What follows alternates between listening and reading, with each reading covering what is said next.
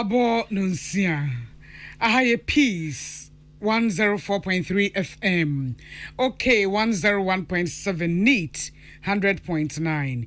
Ya worship house Wabeka Junction Accra. Hello 101.5 Wedum Kumasi. Oh my ma. Ya mamunyina chi. Ebredi say sama ya boa no Ghana hanen krofo amanso de banaka seboi e free peace FM so say no. And I'm radio station se bro wo haso Ghana ne amonone. A life Rock FM so takra de fella num tamale hot digital num London.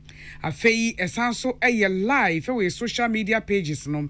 Ya wo Peace 104.3 FM and a Peace FM online or Facebook, YouTube also despite media. And somewhere the man of pay no ebini. Krobia Sante Kotoko ino tumfo se to asuma ameye de commemorative coin ni bi akwotre mampanyi. Ghana ne Rwanda aye edwadie ho apam o de beboa man mienu sikasem. Na executive director ya oda economic and organized crime officer no wode ato ne nwuma efo nyina nnem se wo nyina nka momo emwasa ne beya wode sakraipa ebeba yoko. Na mrashe bedwamu enasuapon mu ye pebebia da sukufo eda ye mu asem akwakopie ho no mu a mrashe bedwafo no esesa ho adwen sanso ena Psychiatric Association of Ghana so womo to na mo akọ apiate eni adehia womo afa ayakayaka de yi mu atwetwe nkomo ahunu se saa de yi a esie no ebetimi edi sunsuanso bone abre wo madwenem na sojafo a wetu abagu Burkina Faso no womo pani akasa eche so mbesa akokebima menka bi mu bion we ne senkaya hodo ena no paya bobone nyina no esinkonwa ede bremo ye wo this way chocolate drink kokosum faso doso ena no pay de ohia ka ho ani nsu hye this way no koko nipa ni nyina ye bibia wo hia sawo de betwa tea enso afra dada eti wo pebie na wonya nsu hye ka ho eno ano no emofra ne snack nso so se wa na wo ya mon de anka de this way ne ye na de agu flax mu kama moma san so de akọ ende onim de wo mu de ohia no pay eye nsu hye pay akenkan fo a mote yenkan eye me nana ya Kunedu mene mame biama kwafo ensem no ene enra nyame yadom emampanyufo a womo eda on 3 group womo etua na mon ede commemorative coin ye otumfo commemorative coin bi ekoma amampanyina na adodankwa ekufo ado ewo Jubilee abankese emo na wo kyerese yade se Bank of Ghana woje tumi efri womo enchen ya womo edimi editing team sa kon yi se womo de share Krobia Sante Kotoko ni otumfo se tu animonyam na bra womo de coin na ema mampanyina na kufu ado ewo Jubilee abankese emo no na lead consultant ya oda on 3 group ano ye Jesse Japan wode etu dwa achemu ese His Royal Majesty otumfo se to so mi no Krobia Sante Kotoko ni December bosu na to so eduno enkono emfiempi mienu eni donkono mu onya abasobode soronko ya watu din se Pillar of Peace Award ewo Africa Premier Leadership Award womode ekaye anamo ahodro wotu ye edeboama ayi asumdwa eni kabia fa ne ntoma pefraye ewo dabona na matran konwa esase so no enom de sa coin yi ehye na animonyam odibi abre mampanyina na adodankwa ekofuado Asante Guinea, in December 29, 2019, received the Pillar of Peace Award at the Africa Premier Leadership Award in recognition for his role in the conflict resolution over the Dagbon chieftaincy issues. Mr. President, it's interesting to note that this resolution traveled many precedents, starting from former President John Ajekun Kufuor, traveled all the way through to, may so rest in peace, John Evans Fifia Tamils, His Excellency, all the way through to His Excellency John Dramani Mahama. And it must be stated that the resolution ended during your time. And for that, we say thank you for the support that you've given so far. Mr. President, it's also interesting to note that Otumfo's pursuit and love for peace goes beyond the Dagbon issues, including settlement of stools and chieftaincy disputes in Asante, facilitation and mediation difficult political transitions, case in point 2012 and 2016, Techiman disputes with 4 Asante towns, resolution of KNUST crisis. Any out ye a lead consultant ya oda on3 group ano Jesse a Japan. And what she and Mampanya na Nadanko Kufuadon so or J commemorative gold coin no editu dra HMuse we a ye adia a da dra pefe will be a enim circle best antikoto hine or 247 to so me no adese asumdria afa ntuma pefra ewo nanan matrankonwa ewo dabon esase so no odimu akotene yie pa asumdwe ne bambo ho nsam a edi akotene wo Ghana ono so oye fapem ewo mu pa enti osefata se abasobo bi etesa yedema no. I think it's a notorious fact. The contribution that the Tumfo Asantehene Setutu II has been making to advance the peace and stability of our nation. There are others, traditional rulers, who have also been active in this domain. But I suspect that his is the outstanding one, at least in our time, that we have witnessed. So it's appropriate that he be so duly honored. Not honored on a continental level or international level, and also by the minting of this coin. His honor and face. I'm grateful for the courtesy of your visit and the gift that you have given me. I appreciate it very much. And I'm hoping that developments like these become normal and customary in the development of our nation. Any awoti ye His Excellency Nana Adodankwa Ekofo Adogana Mampenyi.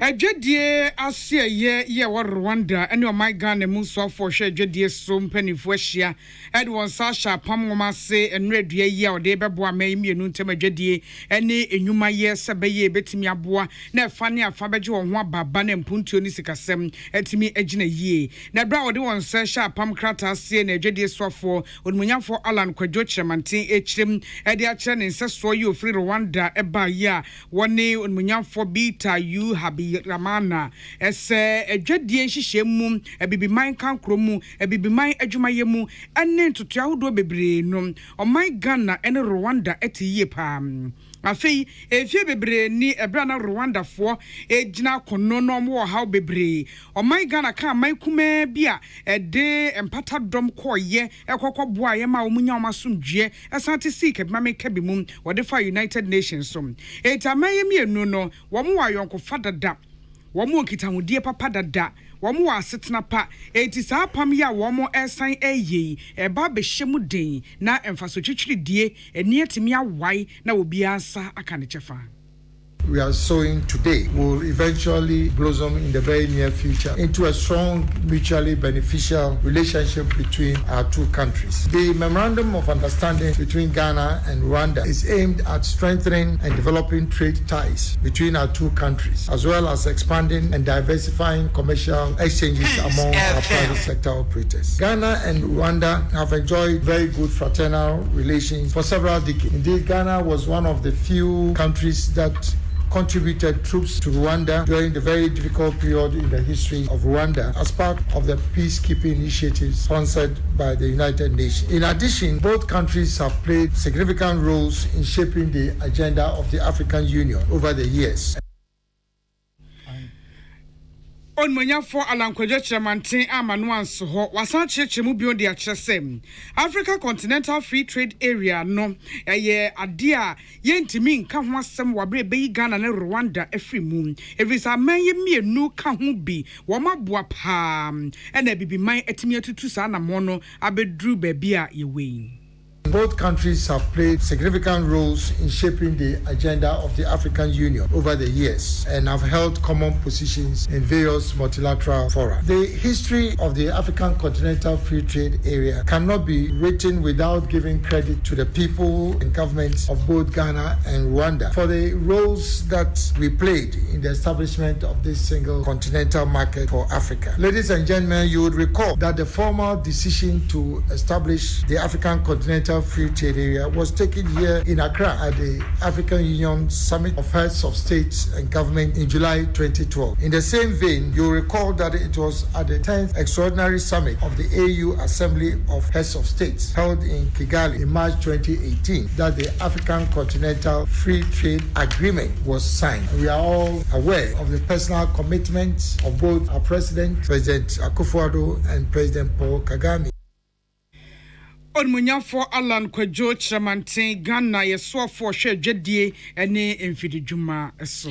Executive Director Oda Economic and Organized Crime Office ano COP Mame Yatiwa Adodankwa ede ato yoko nyumaifo nyinanim so mu enkamo mu sane ebeya botaya omude besi wo mu eni so na ensakrapa etimiaba yoko no wo mu setime Akan bra woni regional directors ene heads of units wo mu ye conference nko etwetwe nkomo edwene kwampa wombetimi afaso na yoko agina na naiso no ofaso de tonwumaifo ni nyina enim ssa na mienu ana nanu dwumadi a womudie no obia emu nkompo enhwe baabia na hoden ewo a obetimi ayede aboa na yoko emuatimi apagya na ewo kan nyina ne se betimi amansakraipa aba abannwumaku awodo emu a na ehia se omafo mu ye nnwuma ewo mu no yetimi eboa wo mu esiesi wo mu edo mo fa entitie mu na obia etimi hunu baabia na hoden ewo no somukua na woye edeboa eno nti wo hyebo ese woni yoko nyumaifo nyina ebeka bomu aya dwumaden se ne ebeya saada yesun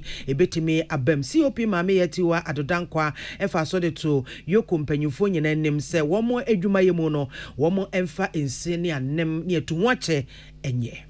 It is my vow and aspiration to see holistic organizational transformation, hopefully, by dint of hard work and commitment of all of you. This vision is not far-fetched. Achievement of institutional transformation is largely anchored on developing and equipping the human resource and aligning their diverse skill set to the organization's visions and goals. Pursuant to this desire, I am determined and committed to ensure that, together with management, the human and material resources will be improved significantly in line with acceptable standards to effectively discharge our core mandate of monitoring and investigating economic and organized crime. We are all going to ensure that all requisite structures are put in place to facilitate effective delivery of our output and attainment of our milestone. Executive Director ya Oda Economic and Organized Crime Office no COP Mame Yatiwa Adodankwa ena otenene no na woton safre ban lawyer panyine so afo hwa sentene eso honorable Godfrey Yebo Adame so mbra na so wentimi ntuotu na bedi akire honorable Alfred Tua Yebo ena obeka sama no a wobo yoko abasopa se womo edensi ne anemesi wo eboa ame atubone fosam ase ede afri o my Ghana of aso ede tudwa ese ne mpanyimfo ene team ni nyina wo so ehwe ne mu ese yoko ye wo amendment act na ebetimi abaso se ne ebeya wo dada dwumadi ebetimi akonenim. Yoko is a specialized agency established for the purpose of monitoring and investigating economic and organized crimes such as cyber fraud, tax fraud, human trafficking, money laundering, especially involving proceeds from drugs, recovering the proceeds of crimes, and on the authority of Attorney General, prosecute such offenses. It is a fact that Yoko doesn't have all the resources. We've noted, as Madam just spoke, about your conditions of service and the attempt to amend the Yoko Act. We give you the assurance that the Office of the Attorney General and Minister of Justice will push for the amendment of this Act so that you have whatever you expect to have. Eni awoti Deputy Attorney General, Minister of Justice, Honorable Alfred Tua Yeboa. Onu ne kosi Attorney General, Minister of Justice, and Honorable Godfrey Yeboa Dame. And semi and century ni Pius Bedu Banson and Eboa no by. And no Abraham Rashabeja for Quasitna and Sembi Peja ye was Yapon who draw your war and Kankania by Siapon and ne and Nayemwasem, baby a suku for the one Tibet to a baba your how be brain home.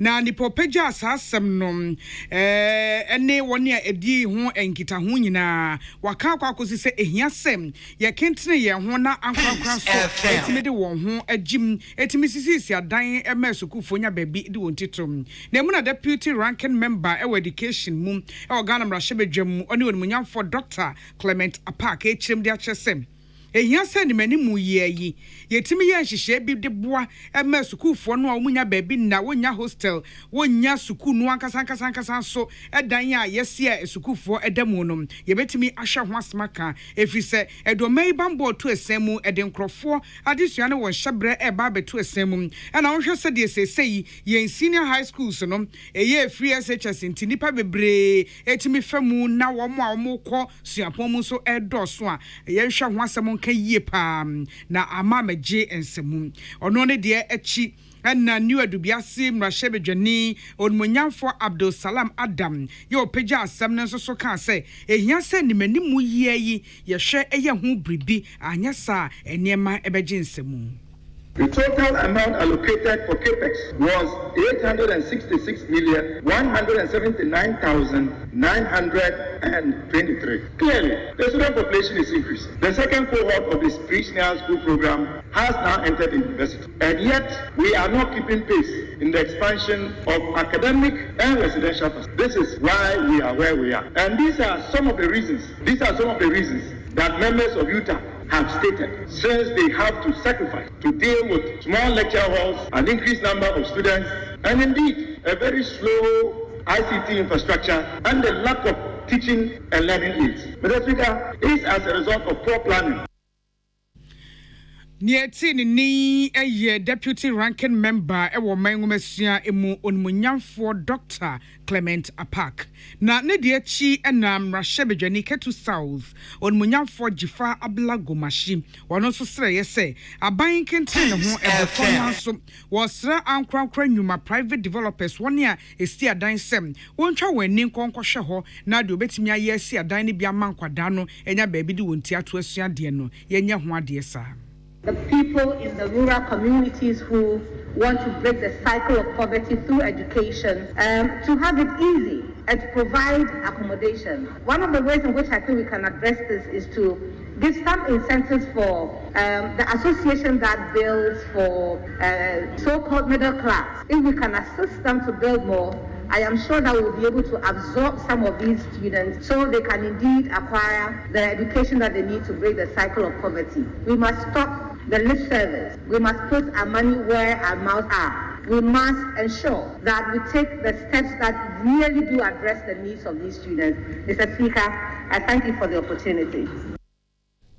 Onipa yetene ne echre yi eye onmunyamfo Jifa Ablagomashi ketu south mrahye bedwani. Psychiatric Association of Ghana so ene adehia womo efa atorienchem emu wo apiatse monten eso esu papapa esanse womo ogidie mapa esesa explosion tisa na ede ohaw bebre ena ebre adehia womo efemu no na ebra psychiatric president of the Psychiatric Association of Ghana no Dr. Ruth Usu entwini enua Benes Boatin etwetwe komono ochiremu ese Psychiatric Association womo etu anamo ekwa apiate krodua no mu ekohwe sede omanfo a womo efa saa aturenche mu no womo adwene mu eye won efa na emoa bi a womo hia no womo temi ede ama won na Dr. Ruth echirechiremu ese bra womo koduru ho no mo no womo chiche nipa no mu ekwakuo a chese womo no womo edidi enkomo ne ade a na yentie sede enkomo no koye. When you call on Nipano Edos, ye, I can't say no more than 900. So I just common, you need be Casa group, any bisu Casa, 1-on-1 basis, and they who said, I didn't still say, the start your cray, or bre Abamebu, or more era for ye, be few say. Explosion is a man a shribi beer na or we are thinking. Oh, crack and so on for so. And telephone big country says, what did they crab cranon the machine? As I said, I am she shake a pa by the corner. The break catcher for Moda or Munda, and I do a Moda fan chase your Munqua. Colana was a quadrant. Or Beshas, Cacrabi, I know what Bob Brino sent him. But who quite charming, so many a collab, Quanema message. If it is Yawada, the machine, I cannot to Mumbai. Esan say many hunu nipa ne bia na ewu. What was so now what you must say, to Yanchem wet to say no, and soon so a day a bre or mouth for one more ephemono, a dear be a hard unity sending when we ye no, dear Brune Becca says, oh, my psychological health, a bema a binum and your depression and no dame, a binum so better than Sadriam, a son say, or say or kainia or fair mono, no one no monsana, the equals one adrenamono, or the bread burner, I say, into one much just say, one more the near my kaniema esianim ahye se wombetu anamo na emwabia womotimi e de akoma addition se ne ebe ya enkoda ne se omanfo dodo no a womo e wapiate ho ebenya adwenemu hawo we are correct because what to do now? One say I know I said my parents and I made them forgetting the problem. And now my men got dies and I sleeping tablets na me tiada kata addiction and also aqua combat ni pastor. That means ever show mo ho akon. Ho yare I any depression and also the back ni pastor. And now say you already a post traumatic stress disorder and also ebetimi aba almost no there as some next year chire kura no. When I'm ho na a trust for new one and issue say send flashback. And one of obetimi mental health authority so and I say obetimi the Abre Psychiatric Association of Ghana and I say obetimi the mental health authority so at the and now ye president of the Psychiatric Association of Ghana, Dr. Ruth Owusu and Joanie and Central Benes Boateng and Edin Komwe. National Diabetes Association for Esre Abanse nipa bi ya edi adrobia nya papa na wabodin se diabetes edro enam na what on internet so de mankrofo a police for etimi ehunu ekire no wo momodin se ombebo se nipa ekwadu na edi asotwe se fata amasa enipa no na edro no wode adruku ni dia ba ese ye friend insumed na sa edrei enya ne papamua enya de ebi edrowura aya wode ko diabetes de bi wei eye de nkrofo aye fake dada kra ne nseso ne bi ya wode je nkrofo sika ediem wei ama National Diabetes Association for Friends and Children shemum amotite ni national president a woda no Mrs Elizabeth Esidenyo wa kiremu de a kire se Besa busumi mienu ni entwamu da kro nipa beburu aduonum 50 enfre emusa sa adure ho asem adani a womoto no online womoto social media na omonum wieye no amom nsunsanso bone womonum ye omho ye ombasabasa womonum ye ayesei womonum ye ayesei we say enti womudi di akire hu se adure no social media so pe ne eton no eti woni pa kro ya abehunu omachira kwan a osu utobienum ne e de ama delivery for ne e de ato abaabi a wo ama ye kase ye yi Food and Drugs for any penifo National Diabetes Association or matutu ho na money a wo mo hwe kwan se yenye nipa ya chi wo mo yenye bia chi nko ade yenko ne yenkobo won kwadu obia wa tobi no ye besre wo se men no na wo diabetes e wo se wo hu se diabetes no hospital pen ye betumi ama wedru se nipa bebre efre Diabetes Association line omo anom obi si nani subrinu obi si ni yem ye hu bibia enye ye because omo ton wedru no omo use ye numbers keke but ye nim omo ye nim edru no hu bibia October and I'm starting ye minya beye 50 to 60 calls a day we be say we ya either so pebiato and answer wanom bibi ye no nti me koye complain wo FDA but yante hwe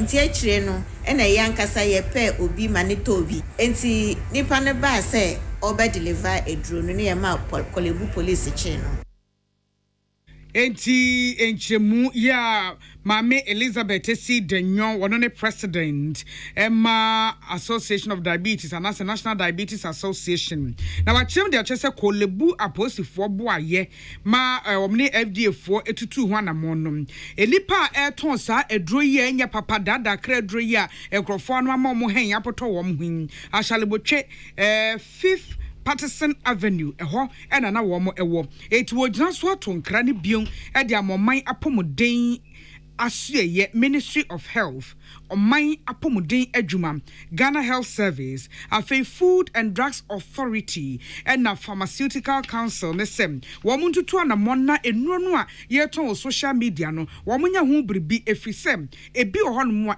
fake ye dada kra, na wobi koto na ochina, edweni pakra pomudin, anatebi owomonom, akwa kwasai no kra asne sedie kane na wotie.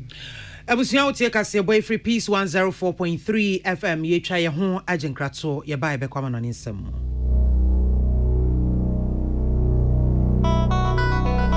Peace FM. Sometimes you just need that chilled freshness without having to go through all that hassle.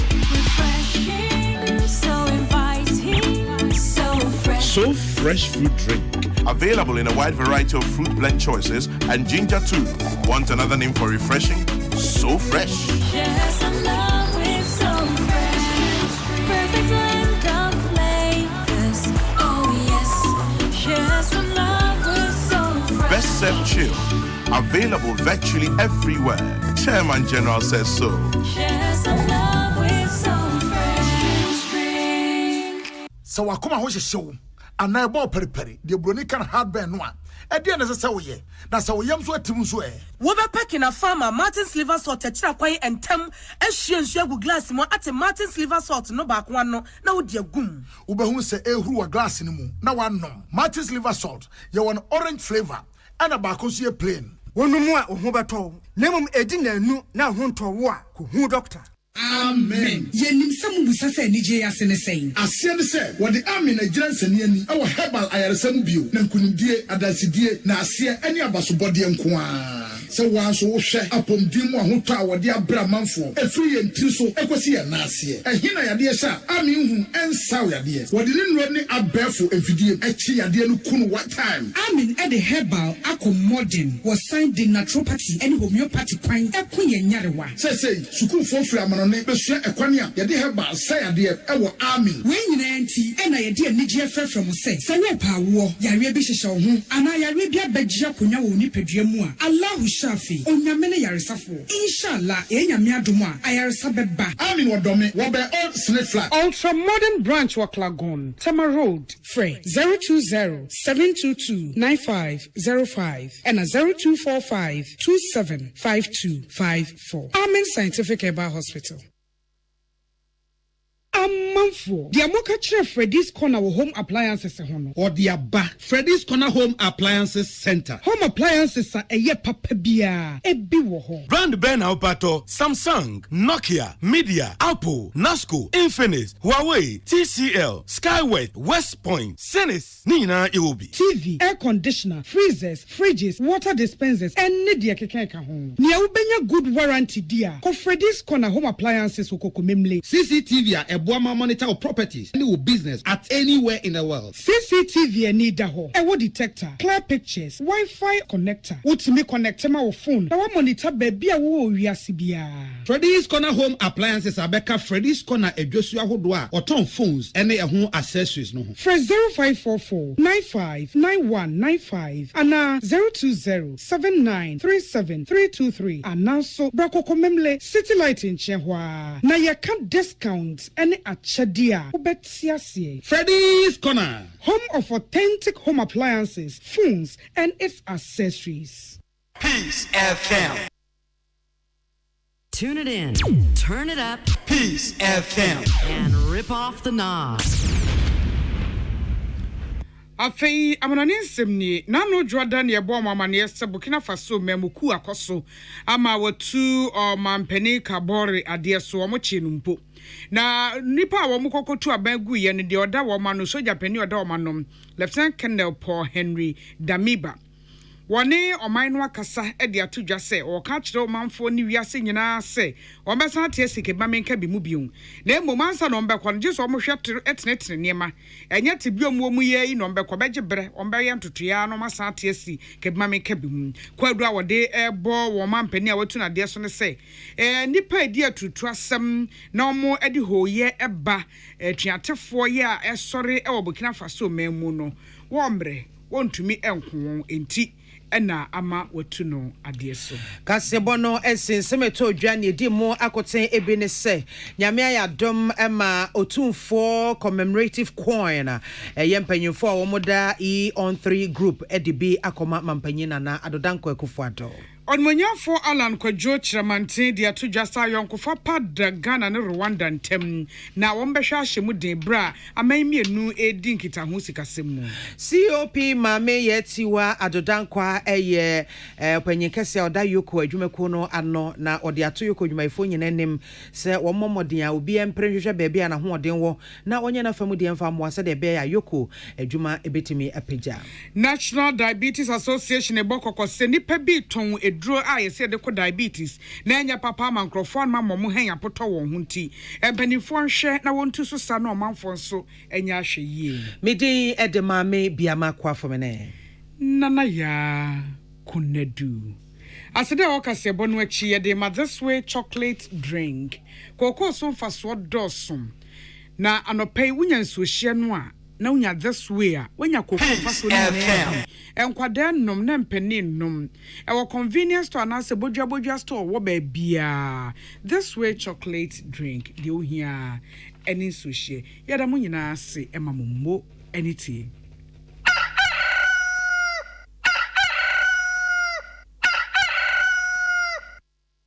Peace FM. Hey, wo at the same. Ne me de wo would see me radio sono. Bia wo fie a would see me. And answer what will care more would see kratoi. Mami Musao, when him nyoma do wetumi aye a wo fie and wo care more na. Kwa wetumi asiesie wo ho ekohia sweet jale. Na say ye tie nwumadi asade. Yenkonya hokra. Na mo mami Musao, wa ba wo fie and wo car ho bambo e ma torenchem bia na. And answer we yimu ba kope. Fa comprehensive a free Vanguard fa bom breko. Ban boba kwa ye die si ho ama wo car ene wo fie fra Vanguard ewo ahomatrofo iso 0244334407 anase hwehwe ekira kwan ewo www.vanguardassurance.com G comprehensive enia na fa bom preko. Soccer season way 120 was Samsung. Any GM Rene Druhobium, Emra Africa, Mani, Nancy, Mushania, where your boss Subako. Now say, Emra, your budget football, Papa Pass to Africa, and Samsung, get more Chedia or phones. I hope yesterday, yes, you were S21 FE, then your free phone cover and fix too. Captain Jam Rabia, I was screen, I need the hot clear. Video now for 4 bra, one budget go Bias. No friend now for 4, yes, ya for now, baby. A Brian budget, and Rantiano, so obedient Kunim, young Kunim before was Samsung and she shake a cow. Mawa entertainment level Kosro every 5th January 2022. Who Go TV Valley so data. And yeah, upgrade the Go TV Plus so. Natural Go TV Max. And answer Go TV Plus so. Upgrade the Go TV Max. Natural Go TV Super. Wo trend ye. Reconnecting and stepping up with Go TV package and for my Go TV app on the so. You be upgrade the Wako package and was so free. I sent you check a cow. Go TV. Love it. You need a trusty friend on whom you can depend when things come crashing down. Millennium Insurance, your trustworthy friend. Millennium Insurance, your trustworthy friend. Millennium Insurance, your trustworthy partner. Akosuya unim Ruta mixer Kojopa enye Ruta natural product ni mo ba kono no se wo mo na ye Ruta Titanic nso mo de odi abasese any Ruta Life ane wo fru mo jemu yi mu fi e ma wo system no mu ye kama ene ese me body ne belly fat ya adane ma dwindwini se ne ebetimi amanatwe fats ama wo ye funa ye kase e bi hyehyɛ nkyɛn